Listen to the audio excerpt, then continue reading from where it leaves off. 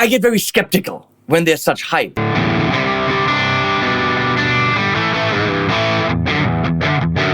I don't even know if it's released yet. It's called a Tube Screamer TS9.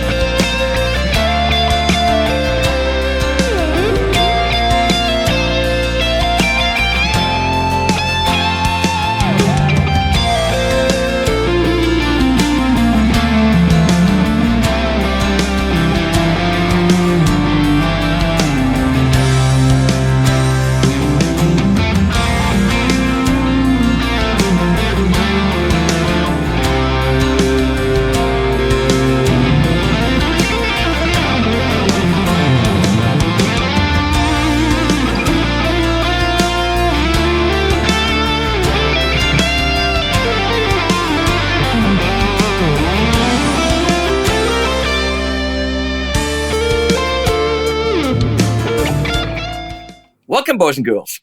For years, I've heard whispers in the seedy underbelly of the music industry pedal world that Dave was working on a thing, and I kind of knew it was a pedally thing. It would have a direct out, and people have talked, and some other people involved with the thing that have talked were like, this is like the best thing we've ever done, and oh my god, you won't believe how good it is, as they usually do. And me, as a reviewer, not a demo guy, I get kind of pissed off when people call this a demo channel. It isn't. I fucking review things. I get very skeptical when there's such hype from the people making it about the product. And so my first reaction is putting on the table and having low expectations based on the high praise. In this case, I was like, whoa, whoa, whoa, whoa, whoa, whoa. They did not exaggerate. So my 2 cents at the beginning of the video, Friedman IR-X is pretty damn good. So I'll tell you what it is, and we're going to look at it right now. It's a tube-loaded Friedman preamp. And of course, people have put tubes into pedals. And oftentimes, those are nice to be there, and they're shiny, and they glow, and they give you the impression that there's a tube. But in reality, it really isn't. Here, we can't even see them. On the side right here, there's an indication that there might be tubes, and I don't know. No, I can't even see them. They're in there somewhere, but this is definitely a little bit of a vent. Now, in this case, they're not for looks because we can't see them.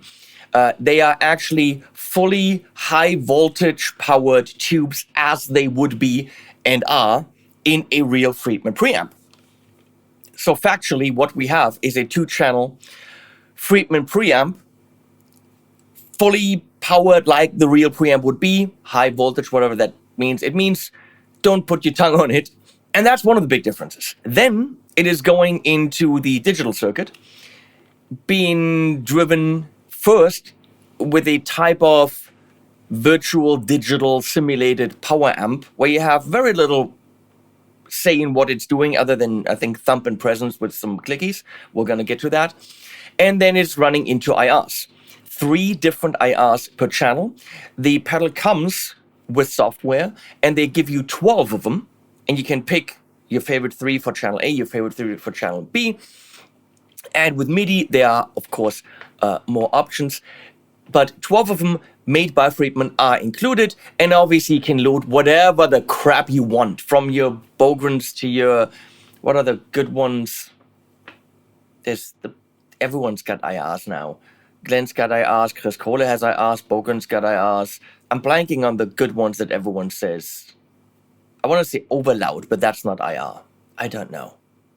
Who cares? Buy your IR wherever you want, or don't, because those kick ass. They've approved. What else do you want to know?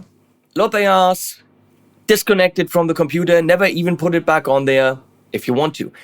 With MIDI, you can have presets or more than what the pedal has in terms of different sounds, but obviously not the knob positions, and actually obviously not a couple more things. We're going to look at that when we look at the actual software. For now, I'm going to show the pedal as it comes stock. Input makes sense. Look, it's got a send and a return. How pretty is that? As it freaking should have. Balanced out. I wish this had been XLR. It's just a tiny little thing. Here you need an adapter cable. It would have just been this tiny little bit more professional. But the form factor means it's just not possible.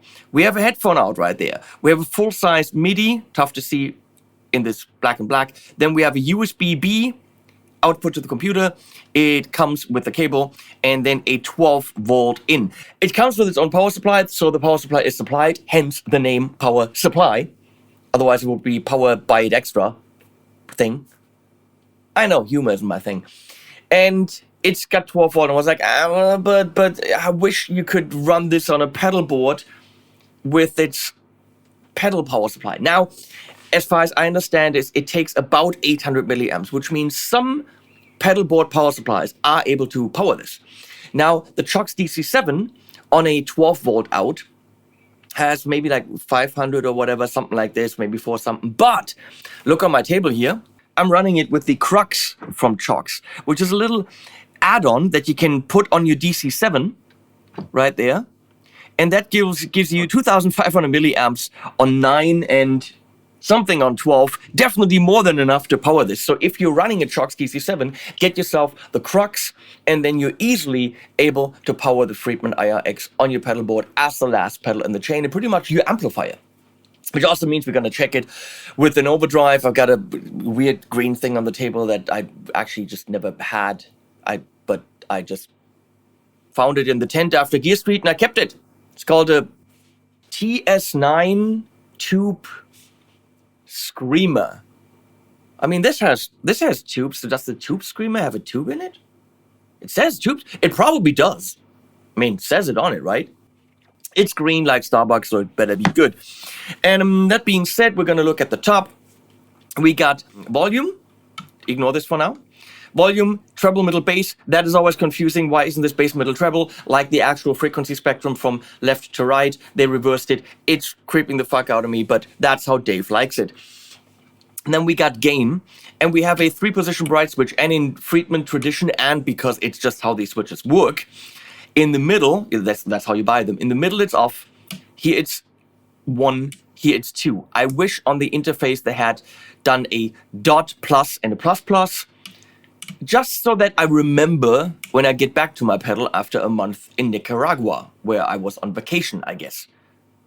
You get what I'm saying. You're away from the pedal. Would be nice to remind me. Just like here, it's tight, and it's telling me there's 2 positions. Why don't you do a dot and a plus? So a dot would be not tight, which is where it is right now. I mean, I guess tight is on the left. So that might be an indicator that that's tighter. And it really is tighter. Here, it's just little things on the user interface. Here you got 3 different IRs, and again, you can load them up. I was going to tell you that, they're 44 to 96K wave files that they want. Doesn't tell you anything about mono or stereo IRs. Doesn't tell you, it's a mono pedal, so probably only mono, who knows. It doesn't tell you anything about IR length in milliseconds. I have no idea. But it accepts 44 to 96. Here, you click, you're on channel 1. Here, you click on channel 2. You know, because you fuckers can read.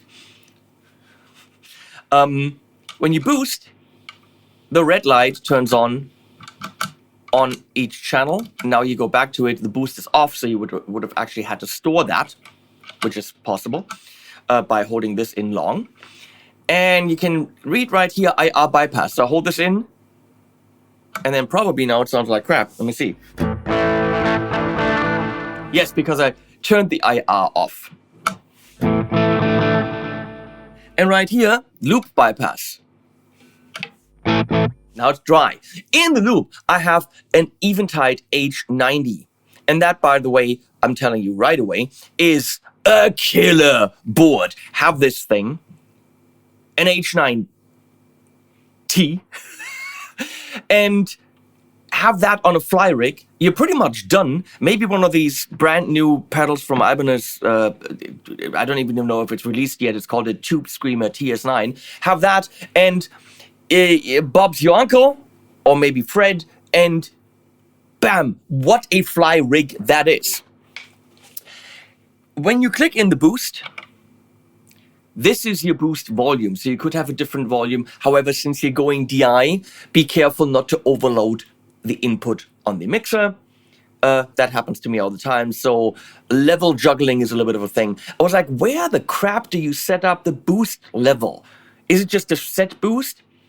I did not read the manual when that happened, and I did not see the things on the side. So if we look at the side right here, that is where you set your boost gain. It's pretty much a set and forget. And of course you want shit tons, and it has shit tons.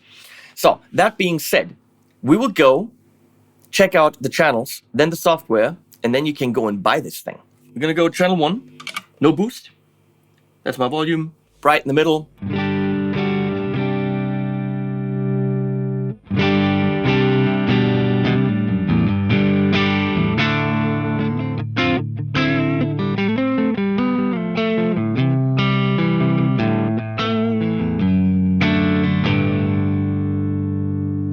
Now, there are different factors influencing that sound. Well, the guitar and you and all that stuff, but obviously right now, bright, switch, the gain, obviously, and very, very, very much, probably 70% of the frequency response of your tone is the cab, which this comes with. So gain. Well, I want it clean, so we're going to dial that back. Let's look at bright 1.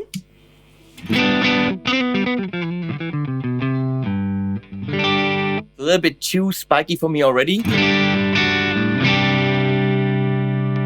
And even more.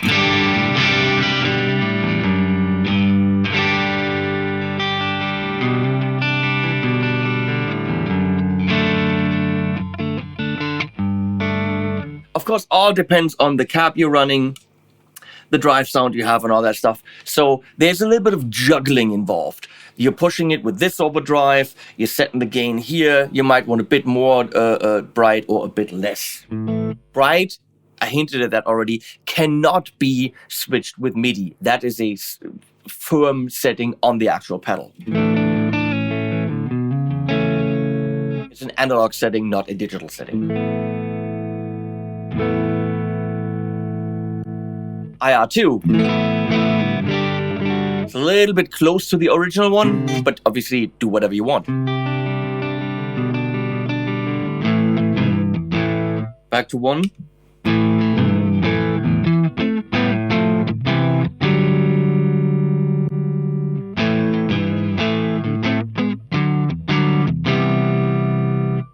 Three is very nicely mid-focused.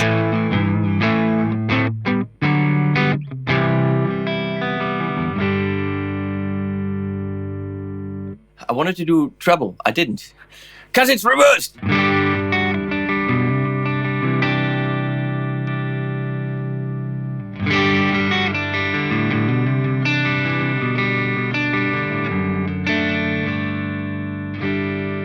Okay, so that got me there. Bright 1, a treble down a little bit, and that third cap. Now we're going to hold in the loop. And I'm bringing in my Eventide, reverb, and delay. And again, Fred's your uncle.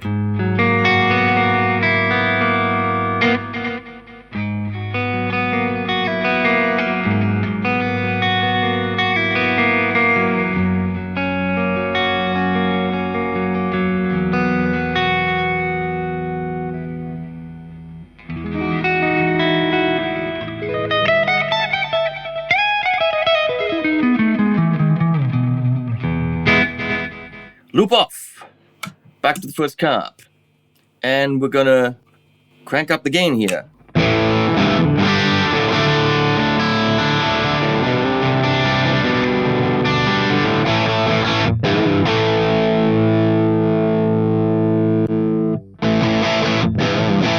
Cap number 2.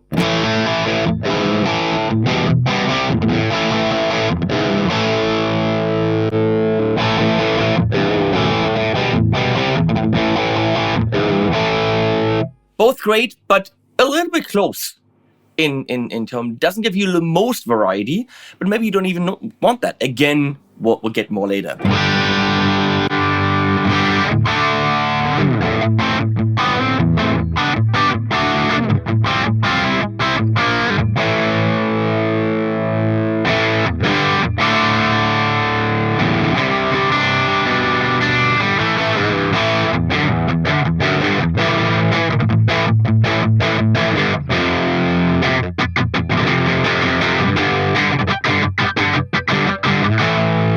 Now, it is nice and chunky as you would want your British Friedman sound to be. It's everything that it's supposed to be. It feels like a tube because it is a tube. It doesn't have modeling type latency because it isn't modeling. However, there has to be some kind of latency because it is adding an IR. It is going through something digital, so that it's physically impossible to not have latency, but it is a latency that I do not notice in any way. It feels like I'm playing an amp. It feels like I'm plugging into this thing going through the aux, which has 3 milliseconds latency. So it feels exactly like my usual setup, just much smaller.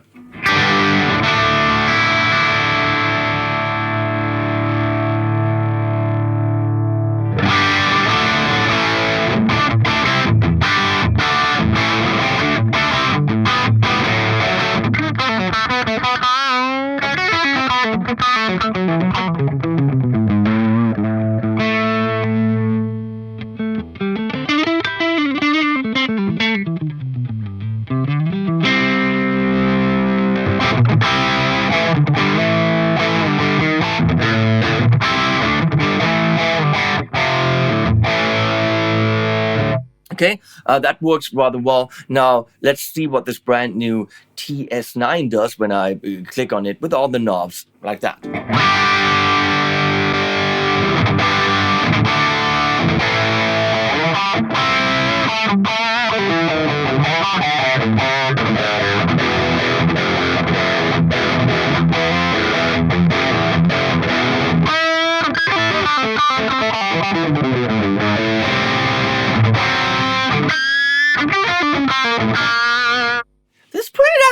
more people should know about this TS9 thing.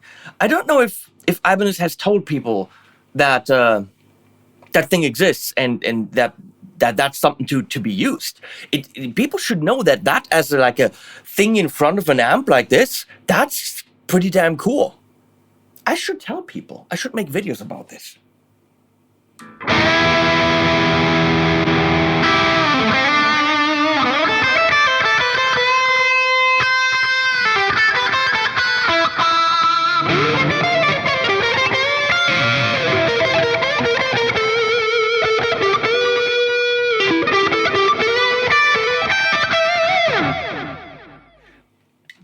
Nice. So now what happens if I boost it internally? I hit the boost.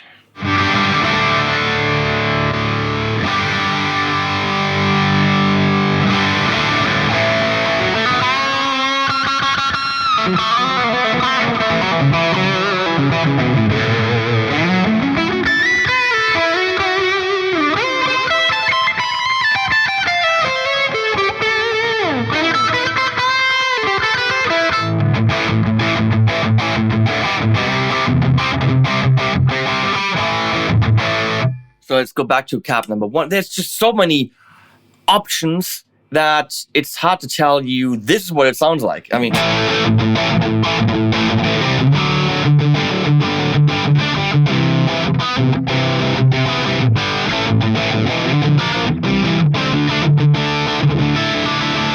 it's a little bit flat there, but now even more brightness.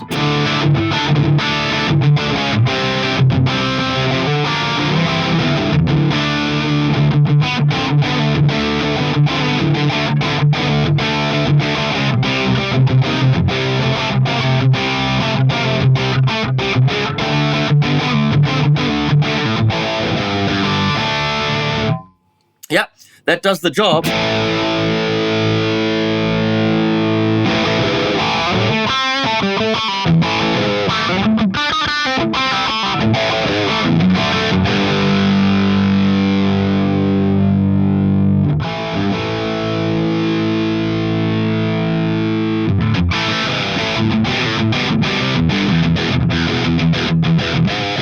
If you want to mid-scoop it, you can. So here's the funny thing. We're in channel 1 the whole time. It's a lot of gain to be had with the boost and all that. But maybe, be here.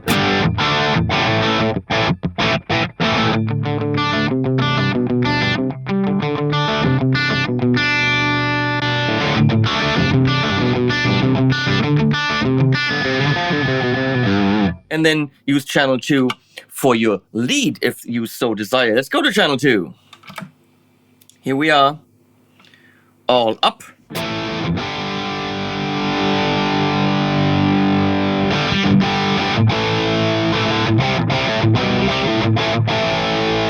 Back to channel 1 with boost.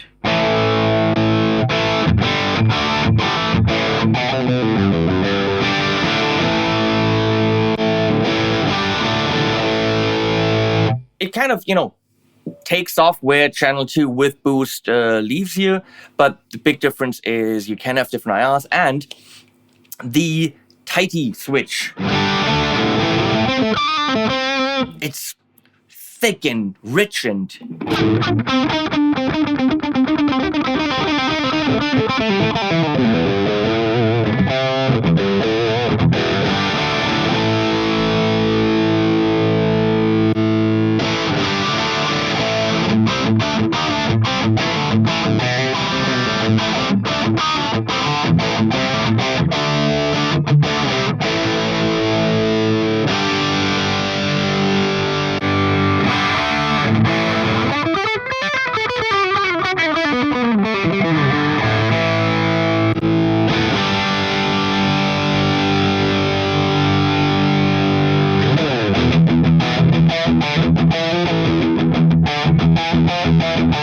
let's see what happens when I do it tight.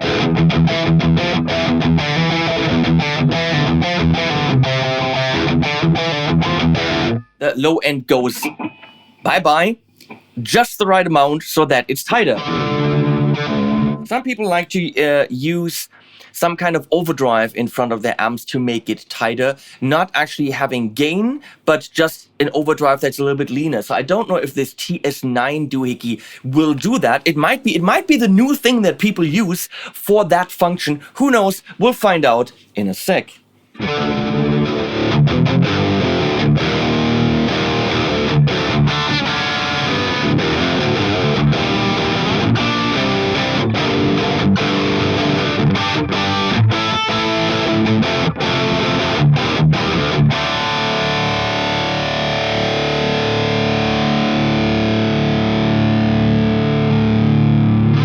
Without the tide.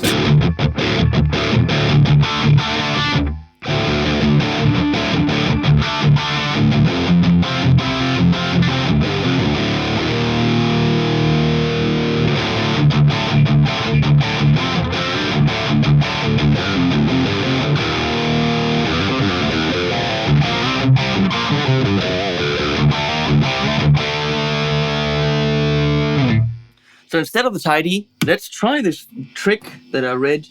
So drive down.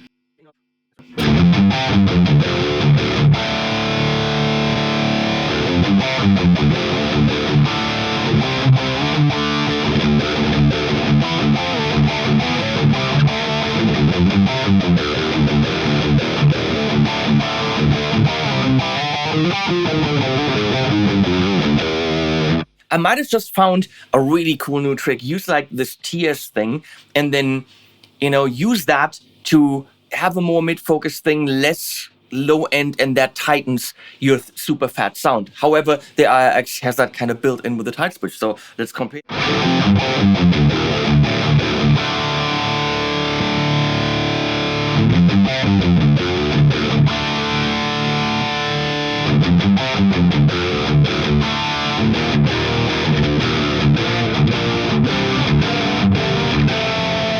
It's actually more effective than the TS thing. So maybe I didn't find the cool new thing to do. We haven't boosted that thing yet.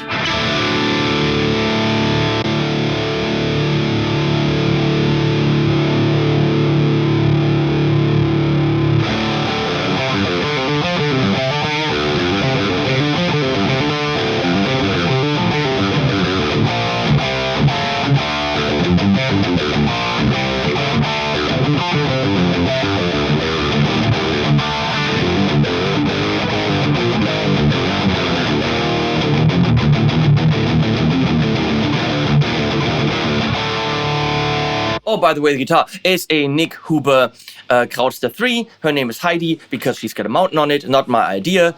Damn it. Klotz cable. Thank you, Klotz. And moving on.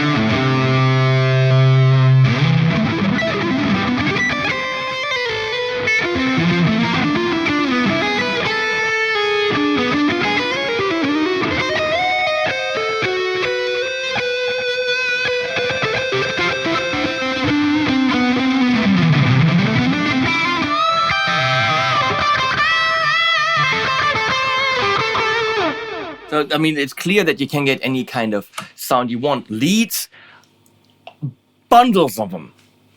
Rocky rhythms that are balanced in tone, absolutely, obviously dependent on the IR.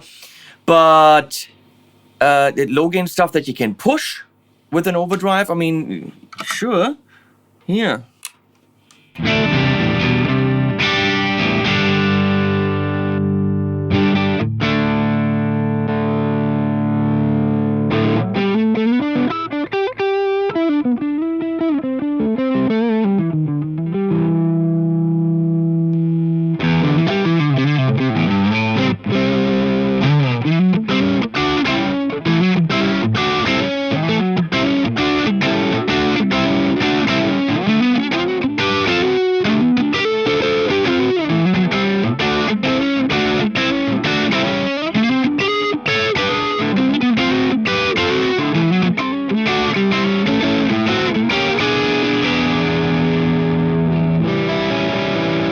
doable. Now, let's go to the software. We prepared this screen for you. Here's the software. Now, you can see it looks exactly like the pedal. However, the knobs do not send any information to the software because that side is completely analog. So you can see nothing happens in the software when I turn this, and in the software you can't even fiddle with the knobs. If I flick my bright switch, you can see in the software nothing happens. However, if I flick the cap switch, you can see the software is reacting and flicking that switch. And in the software, I can flicky that switch. I can change the channels. So that tells you that via MIDI, what is possible is channel 1, channel 2, which you can also switch up here. Loop bypass and IR bypass can be switched with MIDI and saved to program changes up in this area. MIDI channel can be fixed up there. Boost can also be controlled with MIDI. And that's really it. Which I using 1, 2, or 3. Channel, IR bypass, loop bypass, and the boost. Should be enough. So none of the knob settings are remembered because that is purely in the analog domain. Now up here we can see now that my first IR is a 6402 S7121. S7, that's a 57. So it's a 6402, I don't know what that is, that's probably the cab with the 57 and a 121. The next would be a V30. The next is a 1980B V30 GB. It tells me nothing, but well, if I wanted to find out something about that, I click, well, first of all, if you click this little folder, you can open any IR you want. Fred's your uncle. Or you click the little plus, and that brings me to a little description of what this included speaker is. In this case, it's a rare UK model of 412 cab from the 80s rock era. This 1984B bass cabinet is loaded with British greenback in the top and V30s in the bottom. This blend of speakers and careful miking create a huge tone with a massive sound with big bottom and cutting top end. Blah, blah, blah, blah. Read it yourself. Now, I can go to the black 57 160, Dave's vintage 412 with checkerboard grille. I can say audition.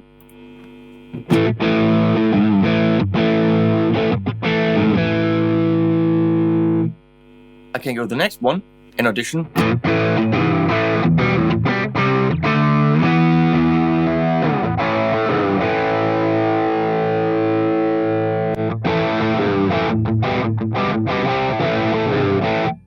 Greenbacks. Do we have greenbacks somewhere? More greenbacks.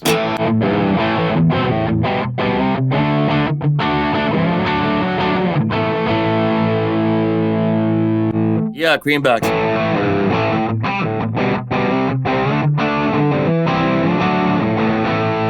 So if I wanted that now, I say select, and now it's stored in that slot. So I can go to the slot number 2, where the V30 is hiding.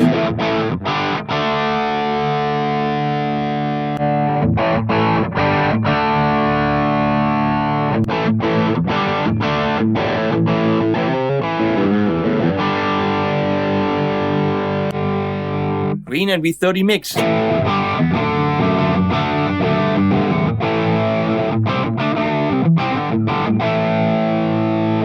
Very boxy there. So that's the main cab, V30 main. That was all of them. Oh, there's, let's see.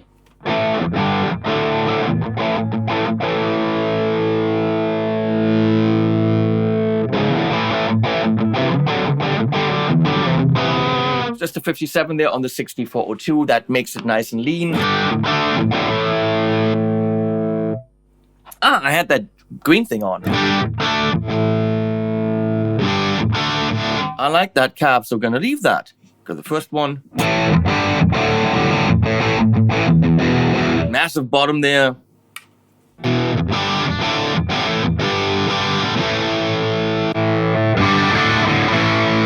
That's the nice midsy one. Let's see if we have something else.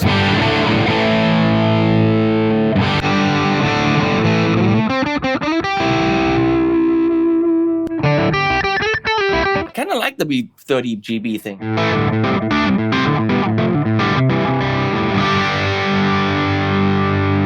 And there you go. Those are the 3 cabs now stored in my pedal. And you can do the same thing for channel 2. Now, one thing that you can also do is there's up here a presence and a thump. So that's kind of virtual power amp settings. They're now in the middle. Let's go to down.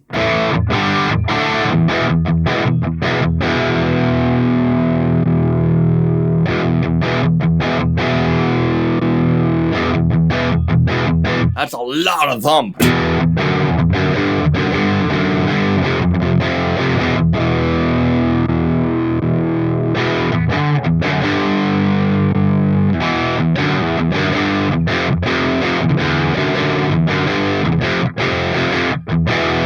you can really build your preset with the cab, then tune that a little bit in terms of high end and low end, and really get the setting that you need.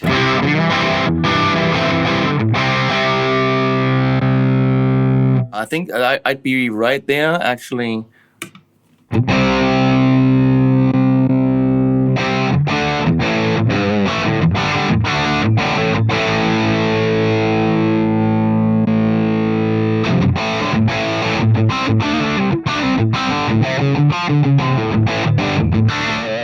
And blah, blah, there we are. That's what the software can do. And it's fairly simple, straightforward. It connected on first try.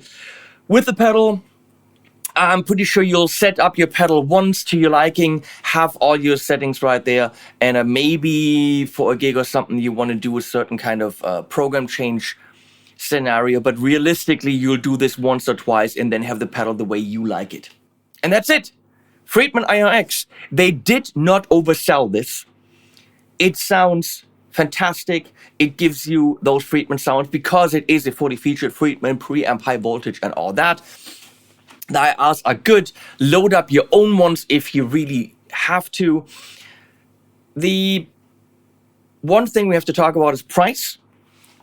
I think it'll retail for $499, which means in Europe we're looking at closer to, because any dollar price is without tax, and here in Germany we got 19% tax, which realistically means the tax alone will bring this to about 600, 580, something like this, which doesn't make it a cheap pedal. And in your brain it's a pedal. Yes, it is, but it's an amp without a power amp. See it this way: it's a fully featured Friedman preamp, and usually Friedman amps run you thousands, with a, DI out that's very good, very tunable, and MIDI and all that stuff.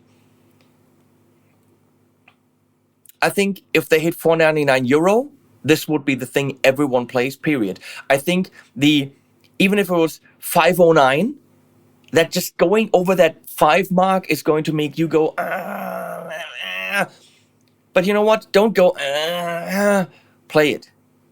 I'm pretty sure that this is going to make you happier than modeling software. It's going to make you happier than your modeling device. And there's great ones. There's the Helix, the Fractal, the Quad Cortex, and they're good. There's no question about it. This is the real tube thing. It reacts to your playing like real tubes because they're real tubes. It reacts to this brand new TS thing because it's, it's real. And there is still this much of a difference. The digital guys are getting closer, but that difference, you do notice. And from my first playing it, I was like, whoa, okay, nice. That's all I gotta say. Get yourself something like the Power Stage up there from Seymour Duncan or something similar, some kind of pedal board based power amp, and run it into a speaker on stage so that you can hear yourself. For that, of course, you would have to split the signal in the effects loop, go out without IR. You figure it out. It is good. And that's what I'm saying. I'm not saying that because they pay me for this video. I'm saying it because it's fucking good. I was skeptical, but I've been converted. Thank you for listening to me. Thank you for watching this. Please click the links in the descriptions. That really helps me. Also, do Patreon. Go on Facebook. Go on Instagram and love me everywhere because I need that. You know, this is why we do these things. We need the love. So show me the love. Links below and animals at the end.